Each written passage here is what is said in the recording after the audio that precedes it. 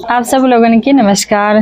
तो इस वीडियो में हम लोग बिहार स्पेशल का इम्तियाज अहमद के हिस्ट्री को कंप्लीट करने के तरफ बहुत ही करीब हैं।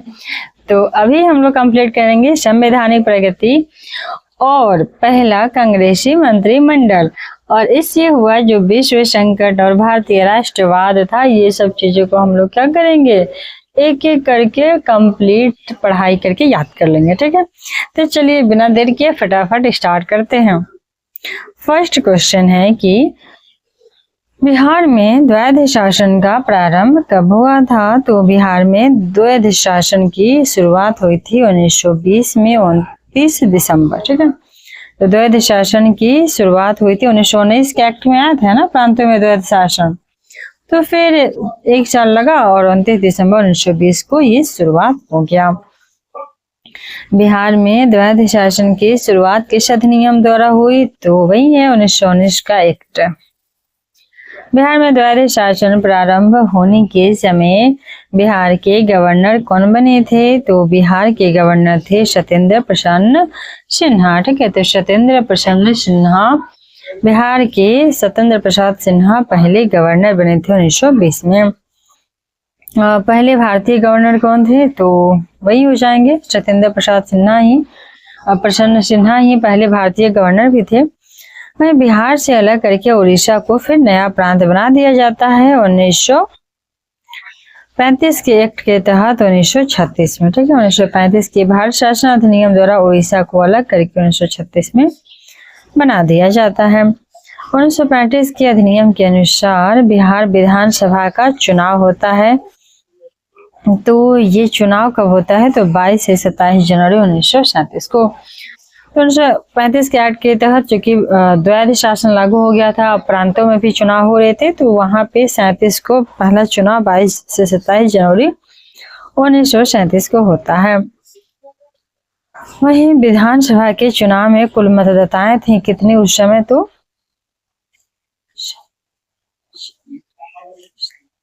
2,41,00,000। ठीक है, 325 तो 4 लाख हो जाएगा ना, क्या 10 11,000 10,000 लाख 10 लाख 24 लाख, तो 24.12 लाख। ठीक है, तो 24.12 लाख उस समय क्या थी, कुल मतदाताएं थी। ठीक है, 22 से 27 जनवरी 1937 को। 1937 के बिहार विधानसभा चुनाव में कांग्रेस को कुल कितनी सीट मिली थी? तो कांग्रेस को कुल 98 सीट मिला था। कांग्रेस ने 107 जगहों पर अपने प्रत्याशी खड़े किए थे। कांग्रेस ने 107 जगह से चुनाव लड़ा, जिसमें से 98/107 अर्थात मात्र ये 9 सीट ही हारे, बाकी सारे के सारे इन्होंने जीत लिया था। ठीक है, 1937 की बिहार विधानसभा चुनाव कुल कितनी जगहों पे हुई थी?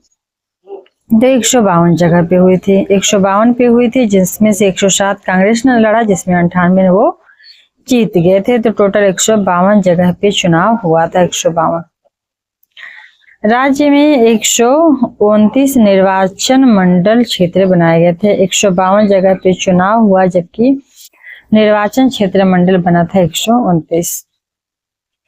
1937 के बिहार विधानसभा चुनाव के फलस्वरूप सरकार गठन के समय बिहार के राज्यपाल थे कौन थे? तो उस समय थे एमजी हैलेट। ठीक है, तो जब विधानसभा चुनाव हुआ उसके बाद उस सरकार जब गठन होना था, उस समय बिहार के राज्यपाल थे एमजी हैलेट। 1937 के चुनाव के बाद बिहार में पहली सरकार बनाने वाले हैं, तो वो थे मोहम्मद यूनुस। राज्यपाल ने हैलेट ने कांग्रेस के नेता श्री कृष्ण सिंह को सरकार बनाने का न्योता दिया था, लेकिन राज्यपाल यह आश्वासन देने को तैयार नहीं थे कि जो मंत्री होंगे उनके वैधानिक कार्य में हस्तक्षेप नहीं करेंगे।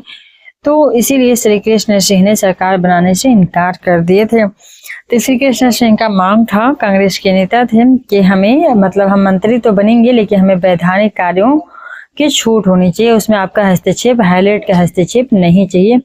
पर इस बात का उन्होंने कोई कंफर्मेशन या फिर नोटिस नहीं दिया, इसलिए इन्होंने इनकार कर दिए। तो मोहम्मद यूनुस बनते हैं। ठीक है, मोहम्मद यूनुस। तो बिहार के पहले भारतीय प्रधानमंत्री या मुख्यमंत्री बनते हैं कौन? तो मोहम्मद यूनुस। ठीक है, मोहम्मद यूनुस। उस समय प्रांतीय सरकार के प्रधान के लिए प्रधानमंत्री का ही पदनाम प्रयुक्त होता था। मोहम्मद यूनुस मुस्लिमों की इंडिपेंडेंट पार्टी, मुस्लिम लोग का इंडिपेंडेंट पार्टी था, उसी चुनाव में दूसरी सबसे बड़ी पार्टी के रूप में सदस्य थे। सबसे बड़ी पार्टी उस समय कांग्रेस थी जो कि 98 सीट जीती थी। ठीक है, 98 सीट जीत के साथ दूसरी पार्टी थी इंडिपेंडेंट पार्टी, स्वतंत्र पार्टी, जो मुस्लिमों के लिए थी। तो इसके मोहम्मद यूनुस ने बने थे। पहला भारतीय मंत्रिमंडल बिहार में संगठित कब हुआ था? तो 1 अप्रैल 1937 को। जनवरी में चुनाव होता है और फिर मंत्रिमंडल बनता है बिहार में 1 अप्रैल 1937 को। बिहार राज्य में ही पहला भारतीय मंत्रिमंडल संगठित हुआ था। तो भारतीय मंत्रिमंडल भी पहली बार जो है बिहार में ही संगठित हुआ था। बिहार में पहला कांग्रेसी मंत्रिमंडल का गठन कब हुआ था? तो ये हुआ था 20 जुलाई 1937 को। वहीं कांग्रेसी मंत्रिमंडल की बात किया जाए तो 1 अप्रैल को तो संगठन हुआ ही था 1 अप्रैल को मंत्रिमंडल का। लेकिन कांग्रेस का मंत्रिमंडल का बात करें तो ये 1 अप्रैल से थोड़ा सा आगे बढ़ेंगे, 20 जुलाई को हुआ। ठीक है, 20 जुलाई को। बिहार में पहला कांग्रेसी मंत्रिमंडल का गठन किसके नेतृत्व में हुआ? तो श्री कृष्ण सिंह के नेतृत्व में। श्री कृष्ण सिंह बिहार के पहले कांग्रेसी प्रधानमंत्री या फिर उनको मुख्यमंत्री कह सकते हैं। बिहार के कांग्रेसी मंत्रिमंडल ने अपना त्याग पत्र राजबंदियों के रिहाई मामले को लेकर कब दिए? तो जो भी राजबंदी लोग थे, मतलब कैद लोग थे, उनको रिहाई के संदर्भ में ये रिहाई नहीं कर रहे थे ये लोग, तो इसीलिए इन लोगों ने अपना त्याग पत्र दे दिया। कब दिए? तो ये 15 फरवरी 1938 को। ठीक है, 15 फरवरी 20 जुलाई को उन लोगों ने 20 जुलाई को गठन ही करते हैं, अपना मंत्रिमंडल बनाते हैं 1937 में। और फिर 15 फरवरी को, ठीक है, 15 फरवरी आते आते 1938 में इन लोगों ने त्याग पत्र दे देते हैं। ठीक है, राजबंदियों की रिहाई के आदेश के बाद बिहार मंत्रिमंडल ने अपना त्याग पत्र फिर से क्या किया? पुनः इन लोगों ने वापस ले लिया क्योंकि इन लोग का जो मांग था वो पूरा हो गया। द्वितीय विश्व युद्ध में इंग्लैंड की सरकार द्वारा भारत को युद्ध में शामिल करने के विरोध में बिहार मंत्रिमंडल ने पुनः त्याग पत्र दे दिया। ठीक है, तो ये कब दिए फिर से ये लोगों ने? तो 31 अक्टूबर 1939 को। एक बार 1938 में फरवरी में त्याग पत्र दिए, फिर 1939 को इन लोगों ने त्याग पत्र दे दिया कि हमें नहीं जाना विश्व युद्ध में, 31 अक्टूबर 1939 को। इसके विरोध में सभी प्रांतों की कांग्रेस सरकार ने त्याग पत्र दे दिया था। बिहार कांग्रेस मंत्रिमंडल 1937 से 39 द्वारा कौन से कार्य किए गए थे? तो देखिए बहुत सारे इन लोगों ने कार्य किया, जैसे कि हरिजनों की शिक्षा और उनकी आर्थिक स्थिति में सुधार, Bihar tenancy amendment act 1938, Bihar tenancy amendment act 1938 भी। इसके अलावा बंदियों की रिहाई और फिर बहुत सारे पुस्तक प्रकाशन पर से प्रतिबंध समाप्त करवाए। वहीं केटी शाह की अध्यक्षता में शिक्षा पुनर्गठन समिति भी बनाई। ठीक है, केटी शाह की अध्यक्षता में शिक्षा पुनर्गठन समिति भी बनाई। तो ये सभी के सभी कार्य लोगों ने किए थे। अखिल भारतीय मुस्लिम लीग का 26वां अधिवेशन, ठीक है, अखिल भारतीय मुस्लिम लीग का 26वां अधिवेशन 26 दिसंबर 1938 को कहाँ होता है? तो ये होती है पटना में। इसकी अध्यक्षता मोहम्मद अली जिन्ना करते हैं। तो 1938 को जो अखिल भारतीय मुस्लिम लीग का अधिवेशन होती है, तो 1938 वाला होता है पटना में। इसकी अध्यक्षता करते हैं मोहम्मद अली जिन्ना। 1937 में बिहार में कुछ स्थानीय मुस्लिम पार्टियों का विलयन मुस्लिम लीग में होता है। ठीक, 1937 में। 1938 में पटना में संपन्न होता है। उससे जस्ट एक साल पहले 1937 में कुछ मुस्लिम पार्टियों का विलयन हो जाता है मुस्लिम लीग में। और इसमें कौन सी पार्टी सम्मिलित नहीं थी? तो देखिए यूनाइटेड मुस्लिम पार्टी विलय हो जाती है, अहरार पार्टी भी हो जाती है, लेकिन बिहार इंडिपेंडेंट पार्टी नहीं होती है मुस्लिम लीग में शामिल। और इसी इंडिपेंडेंट पार्टी के थे ना जो बिहार के पहले प्रधानमंत्री या मुख्यमंत्री बने, मोहम्मद यूनुस। ठीक है, इन्होंने इसमें विलय नहीं होते हैं। किस वर्ष उड़ीसा बिहार से पृथक हुआ? सभी लोग जानते हैं 1936 में। बिहार में निर्वाचित लोकप्रिय सरकार सबसे पहले बनी थी कब? तो 1937 में। ठीक है, 1937 में। 1937 के चुनाव में मुस्लिम लीग के टिकट पर कितने मुसलमान बिहार राज्य की विधानसभा से चुने गए थे? तो कोई नहीं। ठीक है, एक भी नहीं थे। मुस्लिम लीग के टिकट पर कोई भी मुसलमान बिहार राज्य की विधानसभा से चुने नहीं गए थे। रेगुलेटरी एक्ट के प्रावधानों के अंतर्गत बिहार के लिए एक प्रांतीय सभा की स्थापना हुई थी कब? तो 1774 में। प्रांतीय सभा की स्थापना बिहार में 1774 में ही 1773 के रेगुलेटरी एक्ट के तहत हो गया था। 24 नंबर क्वेश्चन कहता है कि मुंगेर के बेगूसराय, ठीक है, मुंगेर के बेगूसराय में हुआ गन्ना उत्पादन सम्मेलन 1935 की अध्यक्षता किसने की? तो ये किए थे श्री अनुग्रह नारायण सिंह। तो गन्ना उत्पादन से संबंधित हैं आपको श्री अनुग्रह नारायण सिंह। बिहार को राजनीतिक सम्मेलन का 19वां अधिवेशन कहाँ होता है? 1936 में। तो ये होता है आपको पटना में। बिहार राजनीतिक सम्मेलन पटना में होती है 1936 में। ठीक है। बिहार प्रांत में पिछड़ा वर्ग संघ डिप्रेस्ड क्लासेस लीग नामक संगठन कब स्थापित किया गया? तो 1935 में। तो पिछड़ा वर्ग एक संघ भी बनता है, डिप्रेस्ड क्लासेस लीग, ये बनता है 1935 में। तो 1937 के चुनाव में यह कांग्रेस के साथ ही था। तो जो पिछड़ा वर्ग संघ था वो ये भी 1937 में कांग्रेस के साथ ही था। बिहार में 1937 के चुनाव में कांग्रेस ने अपने कुल खड़े किए जगहों का कितना प्रतिशत प्रत्याशी विजयी हुआ था? तो ये हुए थे बी हो जाएंगे 92%। 107 जगह पे इन लोगों ने खड़ा किया था कांग्रेस ने, 98 को विजयी मिला था। ठीक है, तो 92% का आंकड़ा रहा। खड़े किए गए कुल जगहों का 92%, कुल जगहों का 65%। कुल जो था 152 था ना, कि 57 से देखना पड़ेगा। ठीक है, तो उसका मतलब 65% विजयी हो गए थे। 1937 के बिहार विधानसभा चुनाव में 73 ग्रामीण निर्वाचन मंडल में कांग्रेस के कितने प्रत्याशी विजयी हुए थे? तो ये हो जाएंगे 68। तो 73 ग्रामीण निर्वाचन से 68 विजयी होते हैं। 1937 के चुनाव में कांग्रेस ने आम निर्वाचन मंडल में 5 में से 5, अनुसूचित जातियों के निर्वाचन मंडल के 15 में से 14, मुस्लिम निर्वाचन मंडल 5 में से 4, महिला निर्वाचन 4 में से 3, श्रमिक निर्वाचन मंडल के 3 में से 2 और फिर आदिवासी निर्वाचन मंडल में 1 सीट को छोड़ के सभी में इनको जीत मिली थी। 1937 के चुनाव में पटना विश्वविद्यालय निर्वाचन मंडल से किसने कांग्रेस प्रत्याशी को पराजित करके सदस्य निर्वाचित हुए थे? तो डॉक्टर सच्चिदानंद सिन्हा।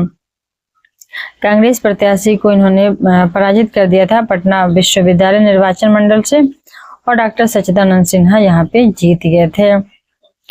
5 से 7 मई 1937 को कहाँ पर राष्ट्रीय सुरक्षा सम्मेलन हुआ था? तो ये हुआ था सदाकत आश्रम पटना में। 1937 में राष्ट्रीय सुरक्षा सम्मेलन होता है सदाकत आश्रम पटना में।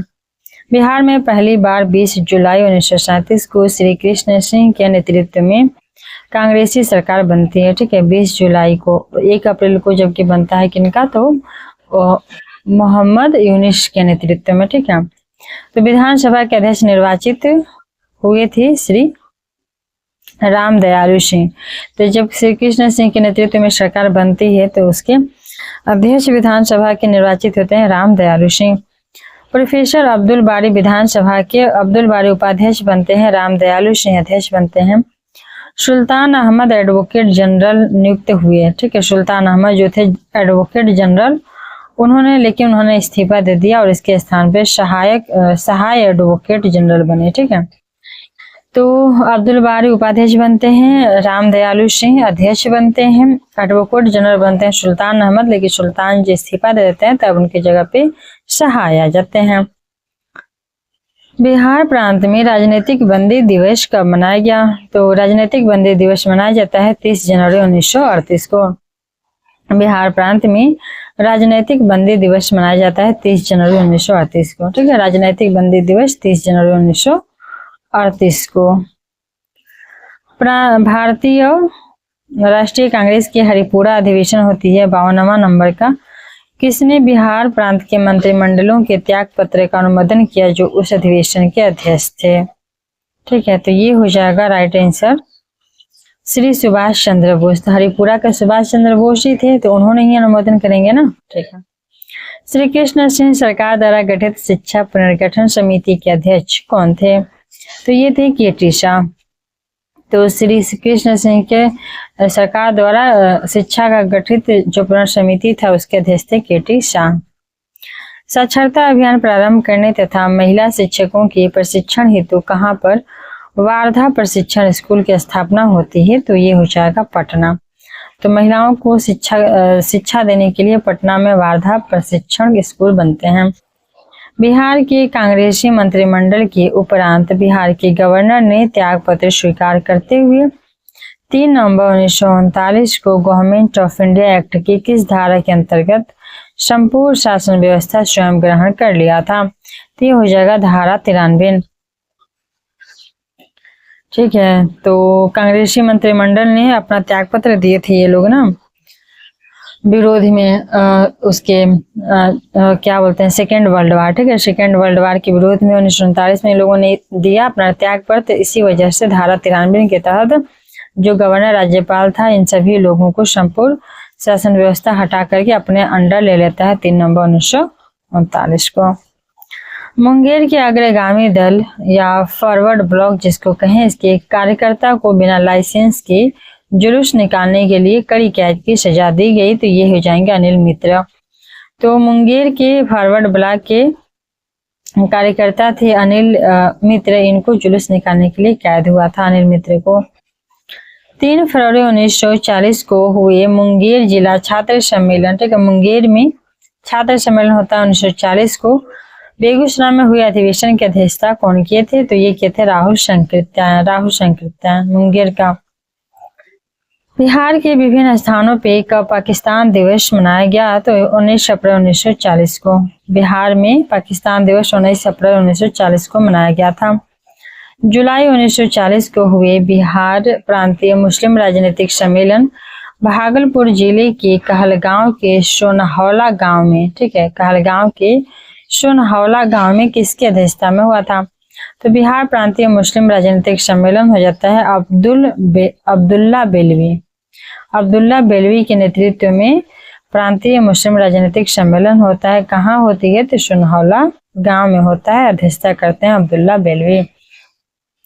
फॉरवर्ड ब्लॉक दल का अध्यक्ष कौन थे? तो ये थे शिलभद्र याची। ठीक है, शिलभद्र याची। तो बिहार प्रांतीय अग्रगामी फॉरवर्ड दल के अध्यक्ष थे शिलभद्र याची।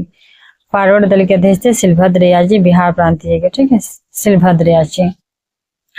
30 से 31 अक्टूबर 1941 को बिहार प्रांतीय अग्रगामी दल फॉरवर्ड ब्लॉक सम्मेलन HV कामत की अध्यक्षता में कहाँ हुआ था? तो ये हुआ था छपरा। 1941 को बिहार प्रांतीय अग्रगामी दल या फॉरवर्ड ब्लॉक सम्मेलन HV कामत की अध्यक्षता में कहाँ हुआ था? तो ये हुआ था छपरा। ठीक है, HV कामत की अध्यक्षता में छपरा में हुआ था। 23 अगस्त 1941 को बिहार प्रांतीय छात्र सम्मेलन में किनकी भाषण को सुनने को भारी भीड़ उमड़ी थी? तो ये थे सर्वपल्ली राधाकृष्ण। तो 1941 को बिहार प्रांतीय छात्र सम्मेलन में सर्वपल्ली राधाकृष्णन को भाषण सुनने को भारी भीड़ इनकी उमड़ चुकी थी 1941 में।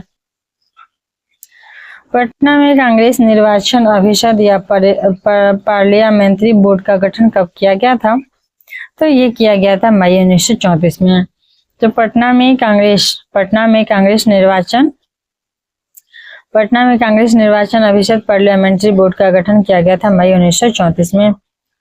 आंसर हो जाएगा डॉक्टर अंसारी सचिव थी और भोला भाई देसाई इसके अध्यक्ष बनाए गए थे। डॉक्टर अंसारी सचिव और भोला भाई देसाई इसके अध्यक्ष बनाए गए थे। तो पार्लियामेंट्री बोर्ड का गठन मई 1934 में होता है और इसमें डॉक्टर अंसारी सचिव भोला भाई देसाई इसके अध्यक्ष बनाए जाते हैं। ठीक है, बिहार के प्रथम राज्यपाल कौन थे? तो सभी लोग जानते हैं, ये थे सर डेविड शिफ्टन। देखिए 68 में पूछा हुआ है कि बिहार के पहले राज्यपाल कौन थे, तो सर डेविड शिफ्टन थे। बिहार के पहले राज्यपाल सर डेविड शिफ्टन।